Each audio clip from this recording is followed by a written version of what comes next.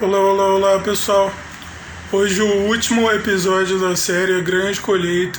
Nós falamos sobre um caminho para frutificar, coisas que nos impedem de frutificar em Deus, né?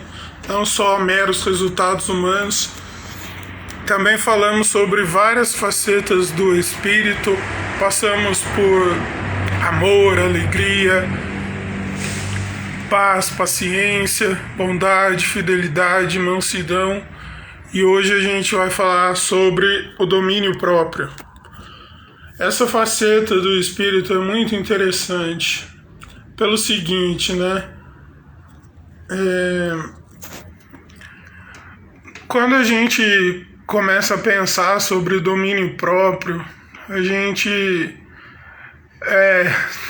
normalmente vem à nossa mente uma imagem de meditação, de tranquilidade, mas não é apenas uma questão disso, é todo um caminho, né? Toda uma construção. Apesar de aqui, vamos dizer assim, na lista, ele está por último, ele não é menos importante que os outros. Mas a visão que eu gostaria de passar com essa série é que um depende do outro, né? O amor está conectado com a alegria com o amor com a paz com a alegria e com o amor, e assim vai, esse caminho. E quando a gente fala de domínio próprio, é inevitável também a gente usar coisas de provérbios, porque provérbios, eu sou suspeito para falar que eu gosto muito do livro de provérbios.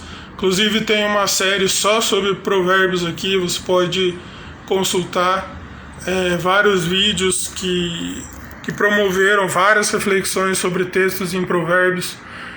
E é muito bom mesmo, dá muita sabedoria para a vida. É uma coisa muito prática. Se para pessoas que gostam de refletir, ele também possibilita. Para pessoas que são extremamente práticas, ele também ajuda. Então é um livro muito bom mesmo da Bíblia. Não que os outros não sejam importantes, percam a importância perante Provérbios, não, jamais. Mas Provérbios é um livro muito bom.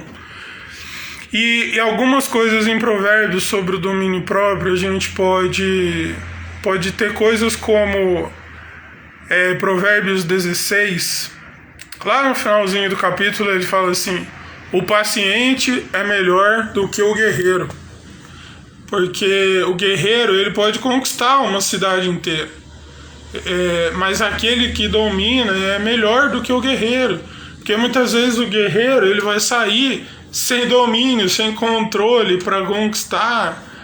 Só que a pessoa que é paciente, ela vai saber conquistar o caminho, ela vai saber construir o caminho, sabe? Muitas vezes o guerreiro vai causar destruições desnecessárias, mas o paciente, ele constrói pontes onde não tem nada, entendeu? Isso é muito importante. Também, um outro capítulo de Provérbios fala assim: o tolo, ele dá vazão à ira, mas aquele que é sábio domina-se. Ou seja, quando a gente vê essa expressão dar vazão, né, é inevitável lembrar, por exemplo, de encanamentos, né? Dar vazão à pressão, à água, é todo um sistema ali envolvido que está uma coisa conectada com a outra, a pressão, a água, o jeito que foi construído o sistema. E é assim também a pessoa que não costuma agir com a devida sabedoria em tantas situações, ela vai dar lugar à ira, ela vai dar lugar a coisas que não deve muitas vezes. Não só a questão de sair do sério, vamos dizer assim, perder a paciência, mas acaba dando lugares a coisas que não deveriam, né? Coisas que vão produzir a ira, né?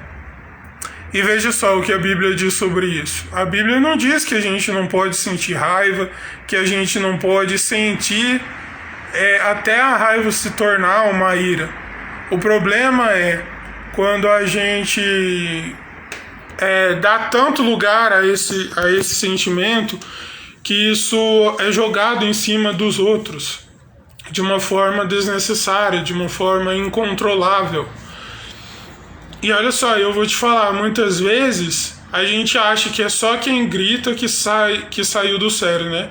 Muitas vezes tem pessoas que promovem ofensas falando calminho, tranquilinho, mas promovem ofensas. E isso também, né, dá na mesma coisa. Tanto aquele que perdeu o controle ao ponto de gritar, mas aquele que parece que está controlado porque está falando mansinho, ele pode estar promovendo a ira do mesmo jeito. Ele pode estar falando o ódio, promovendo o ódio de maneira com o tomzinho baixinho, assim, tranquilinho, parecer que está tudo bem, mas na verdade está ali fomentando o ódio, né? E uma outra coisa muito importante, já que estamos falando de construções, né? Que tudo isso possibilitam construções, o amor, a alegria.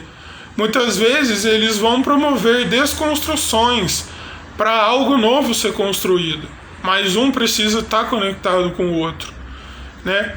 E olha só, no livro de Provérbios diz assim também que aquele que não consegue se dominar é como uma cidade cujos muros estão derrubados, sabe? O domínio próprio, ele vai construir em nós também a paciência, a paz, a bondade, porque não importa o quanto uma pessoa vai errar com você, mesmo que ela não seja capaz de reconhecer os próprios erros, que para ela, no ponto de vista dela, ela vai estar sempre correta, se ela não está organizada emocionalmente, será que isso realmente deveria nos desorganizar só porque os outros estão desorganizados, só porque os muros emocionais do outro estão totalmente em ruínas? O nosso vai ter que ficar em ruínas também? Ou a gente pode ser uma figura ali, uma representação de um construtor? Porque veja só, com uma história simples, de criança até, a gente pode aprender algo muito valioso, né? Dos três porquinhos. Quando o terceiro construiu a casa de tijolos, a gente pode pegar esses tijolos como se fosse essas facetas do espírito, né? O amor, a alegria, a paz, a paciência. Os outros lá, os irmãos do que construiu a casa com tijolos, quiseram fazer da maneira deles, construir com madeira, com palha, e isso não possibilitou a segurança necessária. Só que quando eles foram se acolher, em nenhum momento da história a gente vê o que construiu a casa com tijolos agir sem o domínio próprio. Simplesmente ele o acolheu, ele fez o papel de irmão ali, sabe? Por isso que eu digo, muitas vezes tem pessoas que vão falar baixinho, assim, tranquilinho, mas estão promovendo o ódio, estão promovendo a separação, a divisão. Só que pessoas como João Batista, por exemplo, que tem um discurso duro, de arrependam-se que é chegado o reino de Deus, ele é considerado sem controle, né? Ele é considerado o cara que, nossa, ele está afrontando a Deus. E o próprio Jesus depois confirma as palavras de João Batista, né? Usando a mesma expressão, arrependam-se porque é chegado o reino. Sabe, eu tenho na minha cabeça, pelo que eu já li, pelo que eu já pude perceber em vários textos da Bíblia sobre os discursos de João Batista, de Jesus, eles nunca perderam a mansidão ao falar. Mas é o tal negócio, né? Um discurso que ao outro a verdade choca, e é mais fácil agir de tal forma que você tá fora de controle ao falar isso pra mim. Como tem pessoas que, como eu comentei, falam o discurso mais maravilhoso do mundo. mas, né, promovem o ódio, a raiva, a ira, né? Sobre esse sentimento também da ira. A Bíblia diz assim, para os filhos honrarem pai e mãe, que serão longos os dias. É um mandamento aos filhos. Mas também a Bíblia diz aos pais, tenham sabedoria ao lidar com seus filhos. Não despertem a ira deles, sabe? É claro que um filho, por exemplo, tem uma parte muito maior no relacionamento com um pai e uma mãe. Porque sob o olhar de Deus, a autoridade espiritual é o pai e uma mãe. A autoridade ali é o pai e a mãe. Só que também, na construção desse relacionamento, os pais também têm a parte deles. Em todos os relacionamentos, na verdade. Então, continuando, quando o irmão lá acolheu os dois, foi uma forma de organizar os outros dois emocionalmente também. Porque eles estavam preocupados se eles ficariam vulneráveis ao lobo. Mas o que a gente pode extrair dessa história é algo que está lá na carta de Pedro. Ele está falando a respeito do conhecimento de Deus, o conhecimento de Cristo, e ele fala assim: acrescentem a fé que vocês têm em Cristo, a virtude, e a virtude, o conhecimento, e ao conhecimento, o domínio próprio, e ao domínio próprio, a piedade, e a piedade, a fraternidade, e a fraternidade, o amor. Você consegue perceber a construção, você consegue perceber o caminho que até mesmo a nossa fé em Cristo precisa expressar? Sabe, no capítulo 10 de Romanos diz que se a gente confessar com a nossa boca que a salvação vem de Deus, isso é um ato de fé. Mas esse ato de fé precisa promover virtude, precisa promover conhecimento com um domínio próprio. Sabe, Deus nos organiza quando Ele revela a graça dele para cada um de nós.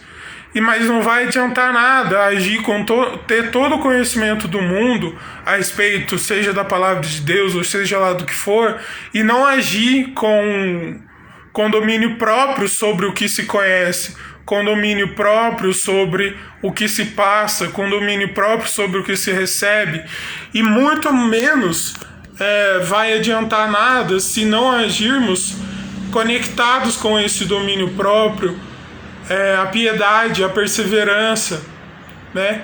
Que ele diz também é o domínio próprio, a perseverança, a piedade.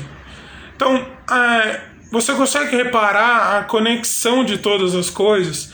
E olha só, como eu sempre digo, né, que a palavra de Deus é tudo em nossas vidas. E mais adiante que ele está falando sobre toda essa conexão, ele fala assim: porque dessa forma vocês conhecerão plenamente a Cristo e vocês não serão inoperantes e improdutivos. Aí a gente já conecta com o começo da série, quando a gente falou que o significado de fruto, por exemplo, de uma árvore é produto. Olha só, né?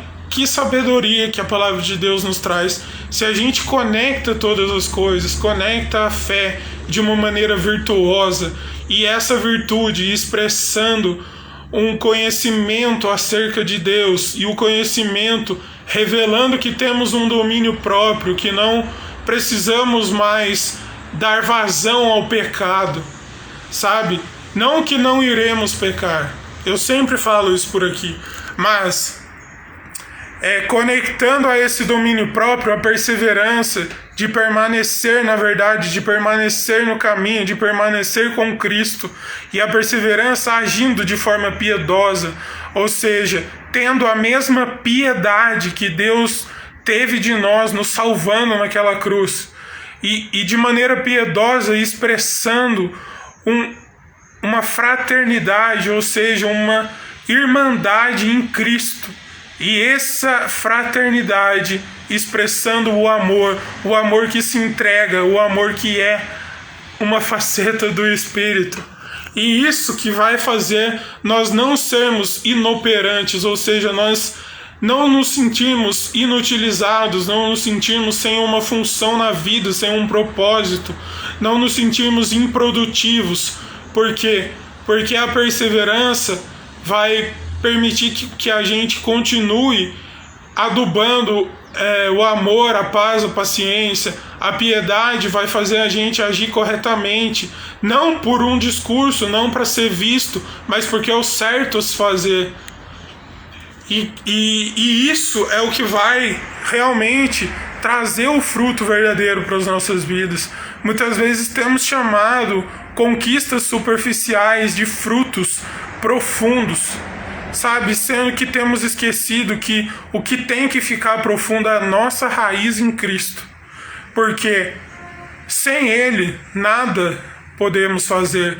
A Bíblia diz que muitas vezes ficamos nos questionando se vamos para cá ou para lá, se faremos isso ou aquilo, se compraremos isso ou aquilo.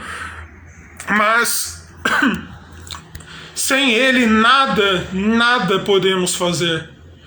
Que essa série possa nos trazer esse conhecimento, essa visão geral de que as coisas com Deus não funcionam em partes, é sempre um todo, porque Cristo sofreu no todo, em todo o corpo dele, para nos trazer vida inteira.